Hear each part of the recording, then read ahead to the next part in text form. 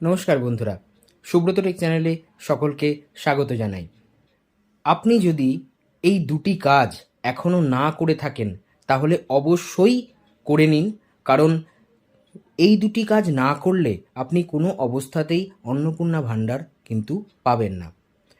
অর্থাৎ সরকারি নতুন যে স্কিম অন্নপূর্ণা ভাণ্ডার, তার দরুন যে ৩,০০০ টাকা আপনার ব্যাঙ্ক অ্যাকাউন্টে ঢুকবে, সেই টাকা কিন্তু আপনার অ্যাকাউন্টে ঢুকবে না।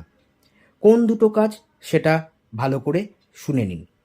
অবশ্যই আপনার আধার কার্ডের সঙ্গে মোবাইল নম্বর লিঙ্ক থাকতেই হবে, এবং আপনার যে ব্যাঙ্ক অ্যাকাউন্ট আছে সেই ব্যাঙ্ক অ্যাকাউন্ট ডিবিটি লিঙ্ক থাকতে হবে ব্যাঙ্ক অ্যাকাউন্টে। ঠিক আছে?